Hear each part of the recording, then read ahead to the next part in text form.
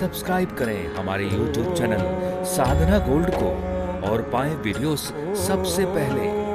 Bell icon दबाना ना भूलें। एक दिन की घटना है। एक सिंधु सौवीर देश का राजा रहुगण पालकी पर बैठकर जा रहा था सत्संग करने गंगा सागर कपिल देव जी के यहाँ। अचानक एक कहार बीमार पड़ गया। भरत जी ने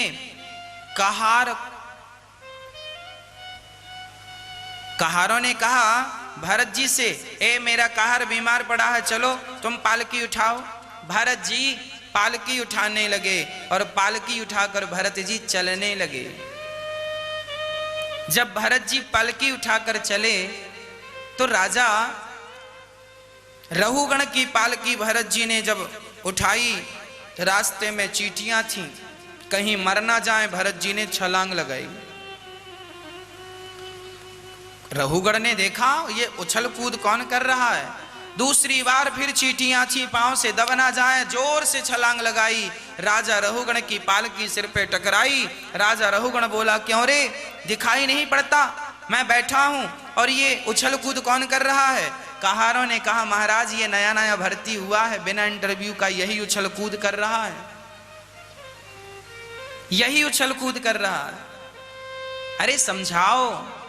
समझाया गया, पर भरत जी तो बड़े अद्भुत। रहुगण ने कहा, आज मैं तुझे मृत्यु दंड दूंगा, ये जो तू उछल कूद कर रहा है बार बार, मैं तुझे मृत्यु दंड दूंगा।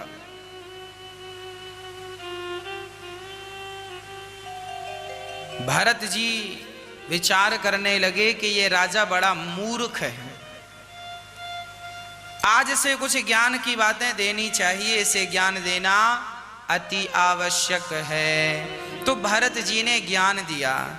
भरत जी ने कहा, त्वयोदितं व्यक्तमविप्रलब्धं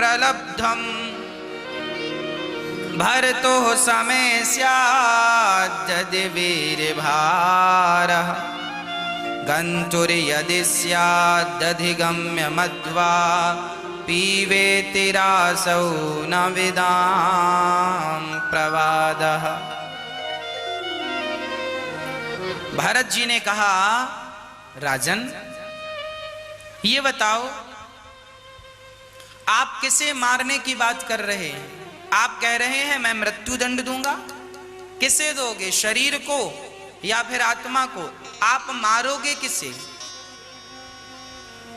राजा रहुगण बोला, ये क्या बेहुदा प्रश्न है, किसे, तुम्हें मारेंगे? राजा बोला, मैं तुम्हें मारूंगा। भरत जी ने कहा, मैं कौन हूं बता दो। राजा रहुगण बोले, मुझे इस ज्ञान से कोई लेना देना नहीं, तुम कौन हो, मैं तुम्हें मार डालूंगा। भरत जी बोले, आंखें बंद कर लेने से सूर्य अस्त नहीं हो जाया करते। हाँ, प्रकाश को देखने की आदत बनाओ। प्रकाश को देखकर आंखें कब तक बंद करोगे? भरत जी ने उपदेश दिया, राजन जिसे तुम मारने की बात कर रहे हो वो तो ऑलरेडी मरा है, तुम मारोगे तो शरीर को मारोगे ना भाई। तलवार शरीर को ही तो काटेगी, तलवार शरीर को काट सकती है पर तलवार आत्मा को नहीं काट सकती। आग शरीर को जला सकती है, आत्मा को नहीं जला सकती। पानी शरीर को डुबाकर मार सकता है, आत्मा को नहीं मार सकता। और राजन तुम तलवार से मुझे मारोगे तो मेरा शरीर मरेगा, मैं शरीर नहीं हूं, मैं शरीर से परे हूं। मेरा शरीर ऑलरेडी मरा हुआ है, जड़ है।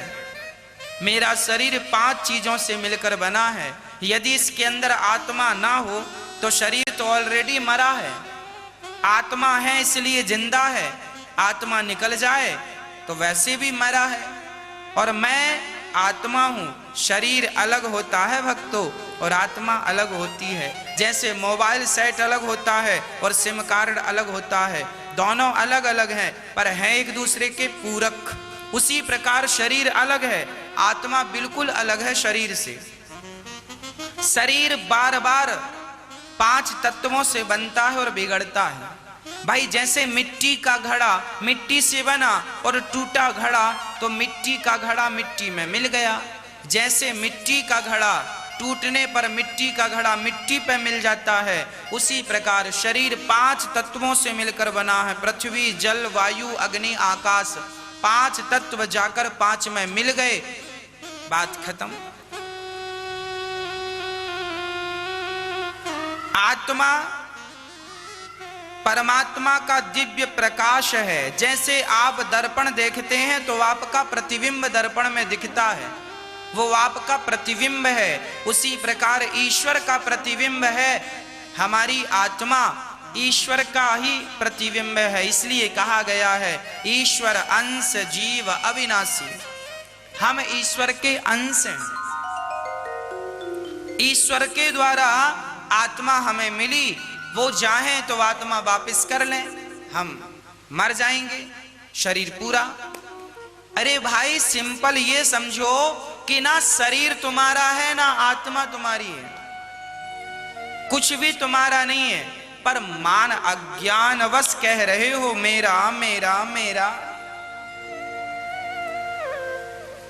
कुछ भी नहीं है तुम्हारा और तुम्हारा अधिकार भी नहीं है किसी पर अज्ञानवश सब कह रहे हो तो क्या करा जाए, क्या करे कोई।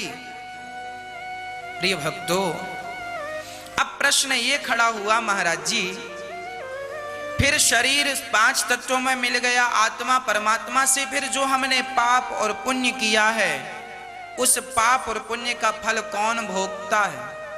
वो भोगता है हमारा सूक्ष्म शरीर। हमारा शरीर में एक शरीर और है, कौन सा? उसे कहते हैं सूक्ष्म शरीर।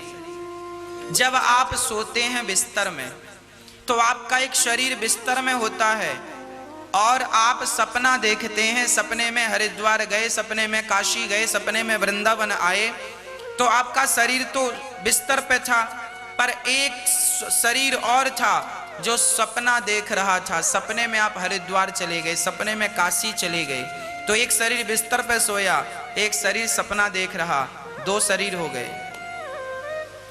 ये 2 शरीर में जो आपका ये शरीर है इसे स्थूल शरीर कहते हैं। ये तो 5 तत्वों से बना, 5 में मिल जाएगा। जिस शरीर से आप सपना देखते हैं वह शरीर कभी मिटता नहीं है। वह शरीर सीधा यमराज उसी शरीर को पकड़ कर ले जाते हैं और आपके किए हुए पाप और किए हुए पुण्य वही शरीर भोगता है। वही शरीर अनेक योनियों में जाता है, जैसा पाप होता है वैसा भोगता रहता है। कुत्ता बिल्ली बनकर नरक 28 प्रकार के हैं। रौरव नरक, महारौरव नरक, अंध्र तामिश्र, कुंभी, पाक, कालसूत्र, असिपत्र वन, सूकर, मुख, अंधकूप, ऐसे 28 प्रकार के नरक हैं। नरकों में व्यवस्था क्या है? बहुत गर्म जमीन है, ऊपर सूर्य की किरणें हैं, वहां पे आपका वही सूक्ष्म शरीर आपको भेज दिया जाता है, जाओ पाप किया है, कर्मों का फल भोगो। कर्मों का फल भोगने के लिए आपको भेज दिया जाता है और आप अपने कर्मों का फल भोगते हैं। 84 लाख योनियों में भी आकर आपके कर्मों का फल ही भगवान भोगाते हैं। बड़े भाग्य से जब 84 का चक्र भोग लेते हैं आप, तब बड़े भाग्य से आपको एक मनुष्य का तन मिलता है। इस मनुष्य के तन को पाकर आप यदि भगवान का स्मरण करें, भगवान का चिंतन करें, तो आपका बाल भी बांका नहीं होगा।